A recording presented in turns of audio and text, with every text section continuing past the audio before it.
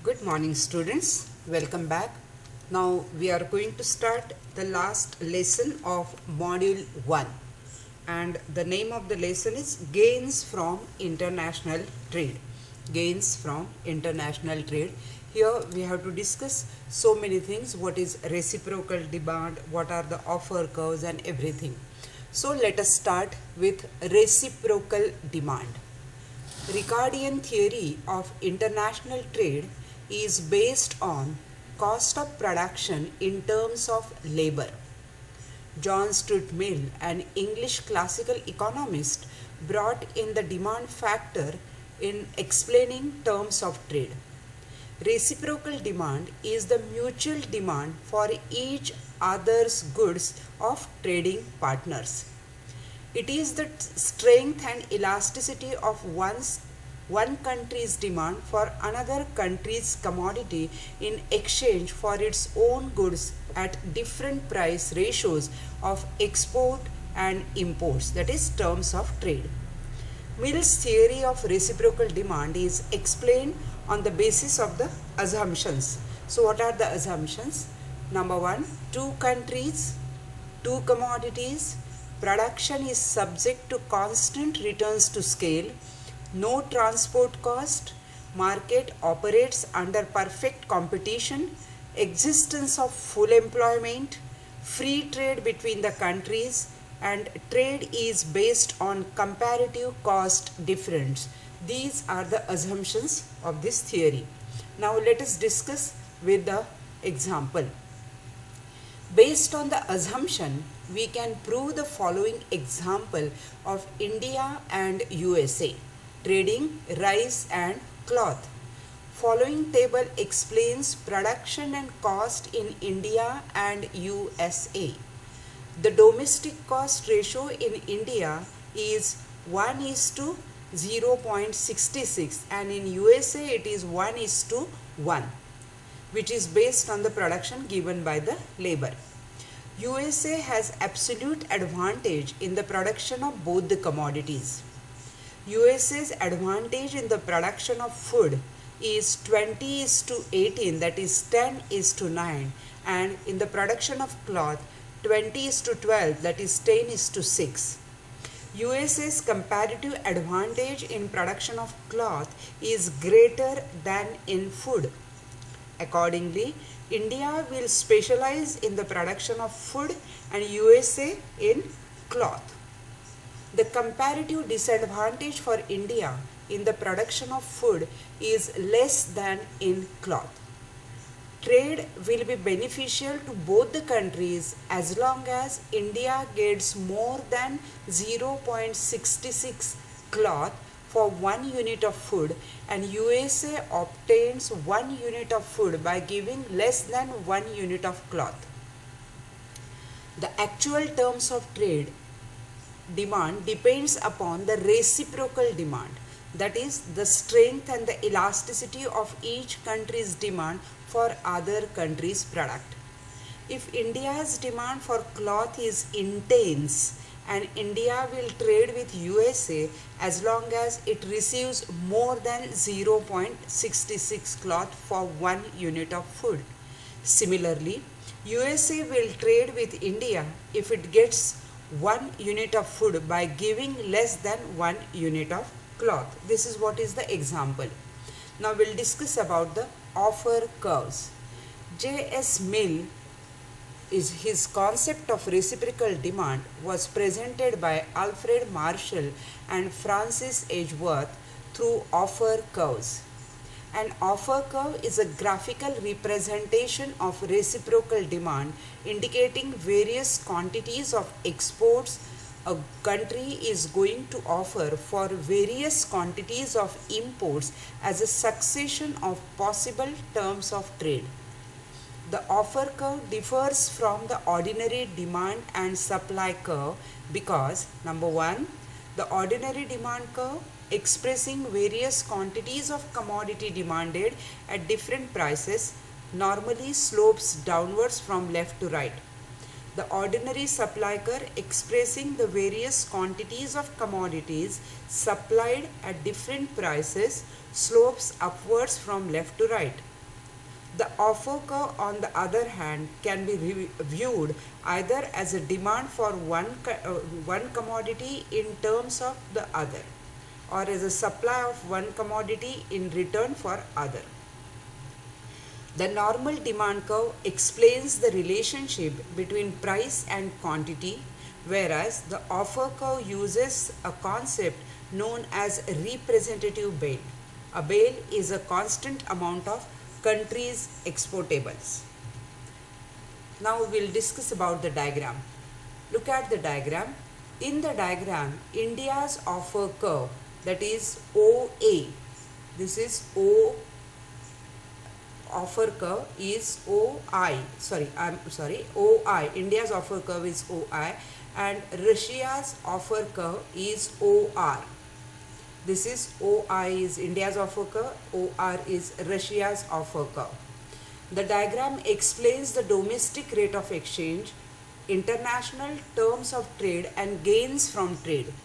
In the diagram, the terms of trade are determined by the intersection of the offer curve of India OI and Russia OR at point E.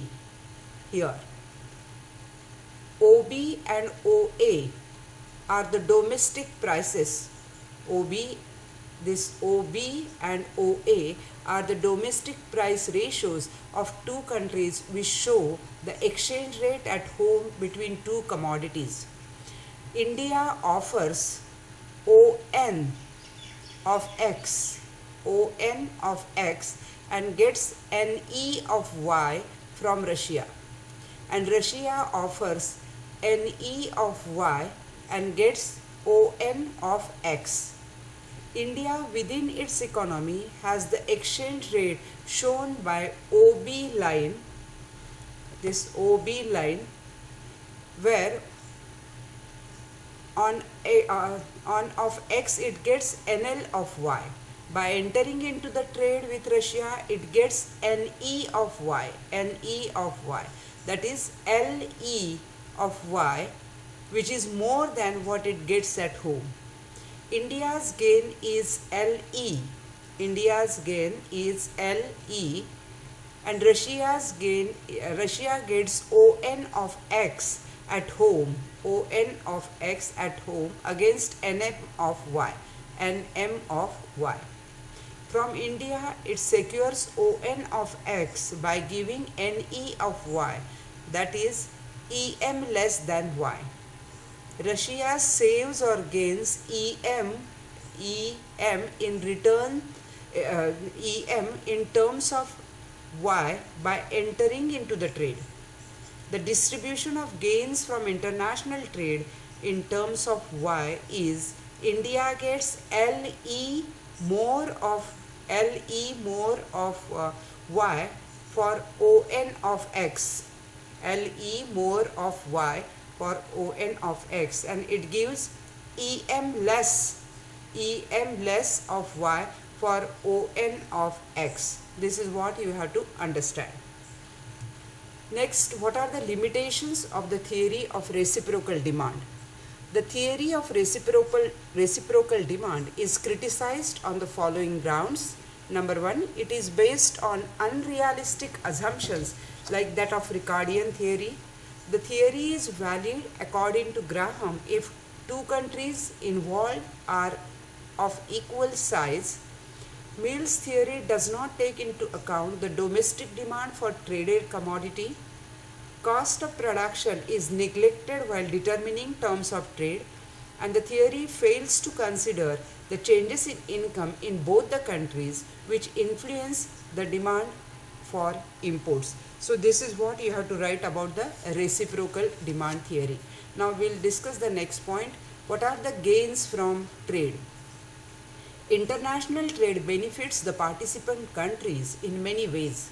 They include increase in production, consumption, employment, economic welfare, and several other non-economic gains also. Through international countries, both the countries gets benefit. Number one, increase in world production.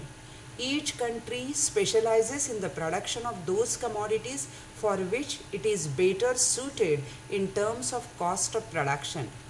If a country attempts to produce everything what is required, then it may do so at a higher cost and lower production.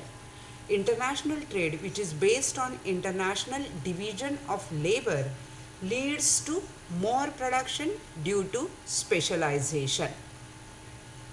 Next, increase in consumption. With the increase in production, there is increase in consumption of the people of the countries which participate in international trade. Such positive changes enhance economic welfare of people. The next, higher economic welfare. International trade results in increased production due to specialization. International trade results in additional production and consumption.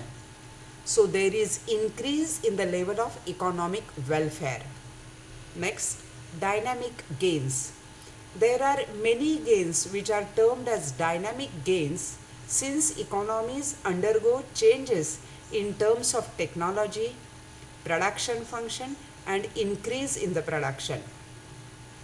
International trade is a dynamic force that stimulates innovation.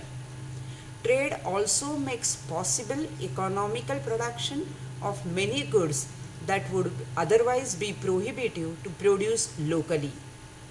Trade brings in many dynamic gains in terms of technology, in agriculture, industry and service sectors.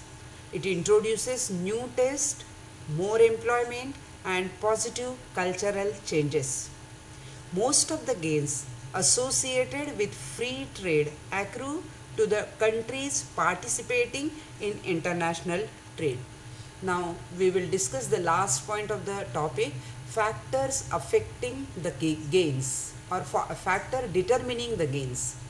Number 1, terms of trade. The gains from international trade depends on terms of trade. Terms of trade are linked to the internal exchange rate. Second, reciprocal demand. The exact term of trade will depend on the reciprocal demand, that is, the relative strength and elasticity of demand of a country A for the product of country B in exchange for A's product. Reciprocal demand determines the terms of trade and also extent of gains. Next, cost ratios. Gains from international trade also depend on cost of production of traded goods. Each country specializes in the production of that commodity in which it has comparative cost advantage. Next, level of income. A country with high per capita income with no restrictions on imports stands to gain more. Higher income will help the people of the country to import cheaper goods from abroad. Next, nature of trade. The level and degree of gains from trade depend on whether trade is liberal or restricted. Liberal trade leads to more interaction between trading countries and results in variety of gains as against restricted trade. Students, here the topic is over and the first module is also over. In this last lesson, the question can be, explain the theory of reciprocal demand and determination of terms of trade. I covered everything. Whichever the question can be asked, you can use this entire explanation for the same. Thank you very much.